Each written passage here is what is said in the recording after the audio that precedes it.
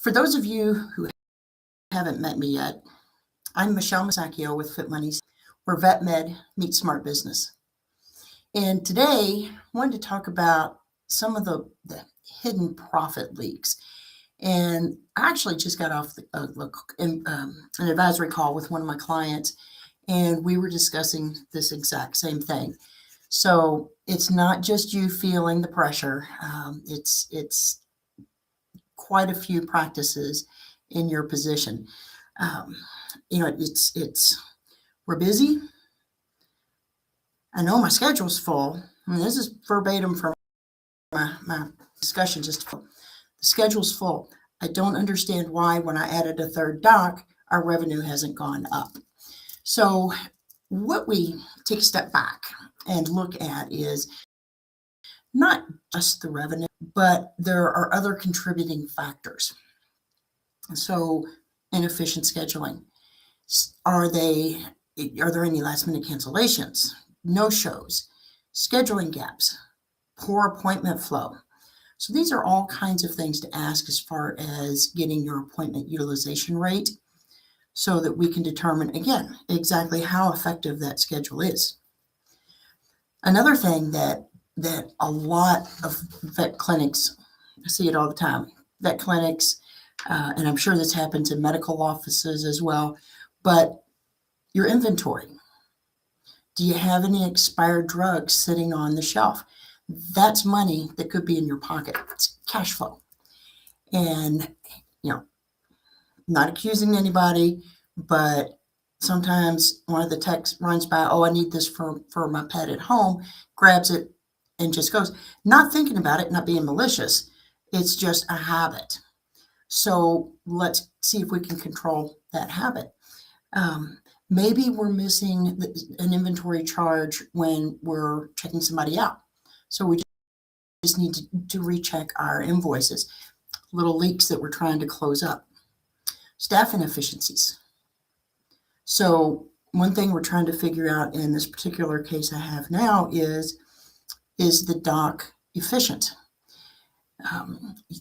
Is she being able to, is she taking care of the case in a longer period of time than needed? Or is there something different in the case than what you know on the phone? So again, these are things that you have to look at, not necessarily coming through on your financials. So you've got to look through your practice management software. Underpricing services. Trust me, I know this is a hard one. Everybody has prices going up, and somebody walks into the clinic with a pet and it's like, oh my gosh, one more price that just went up. I get it. We have the same issues on our end.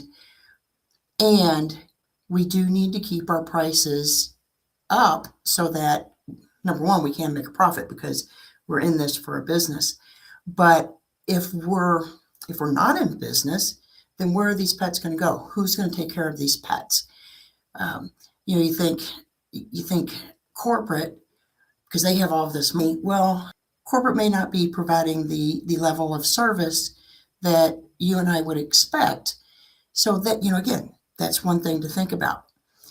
That's why we need to show the value in our services, not just the cost or the price of it.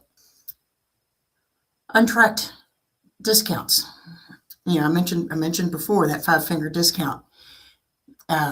What about the actual discounts we're giving our employees? What about the discounts we're giving to certain clients? Maybe it's family members, maybe it's friends, whatever. Maybe it's promotional discounts. Let's start tracking those. Nothing wrong with any of those discounts, trust me. I certainly appreciate that. What we're trying to do is just get a handle on where the money's going, where it's coming from, all of that. So just start tracking those promotional discounts. See if we actually are making money off of them, or if it's a cost leader that we can lose money on. We don't know until we track it. So is the doc doing admin work or tech work? Are they drawing blood? We need to have the doc work at their fullest potential. Quick example, for an eye exam, and the technician did absolutely everything. First time this has ever happened to me. Practice I've been to. This is a new practice I went to, but she did all the tests, drops in the eyes, the pressure test, everything. The doc came in, looked in my eyes, said, "Looks good. See you later." She was there for maybe 2 minutes. So I'm not encouraging that because obviously you don't get that relationship going, but let's have the techs do as much as possible and then have the docs come in, obviously, for your expertise. Reactive tax planning. I see this all the time. I get calls, I don't know, maybe mid-December, late December. "Hey, what can I do for tax planning? Any ideas?" I even get them after the end of the year. So just to be brutally honest, there's not much you can do at that point in time. We need to do tax planning all year round. There are things that we can do today that will help alleviate some of that tax burden. So, again, don't wait till the end of the year. Don't wait until you're in that position where, oh my gosh, I got to do something. Let's start having that conversation now. So the costs are dangerous because they're often invisible.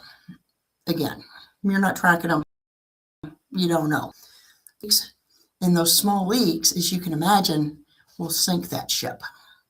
And that's what we're trying to prevent. So what I'd like you to do, if this relates to you, go ahead and drop in the chat, Profit, or DM me. We'll set up, we'll get you on the calendar, get that schedule going, get that schedule booked, and let's look at some opportunities that your practice might have. Let's be specific to you. So thank you so much for listening to me today. I appreciate you joining. And remember, you run the clinic, we'll run it's your dream practice with real profits.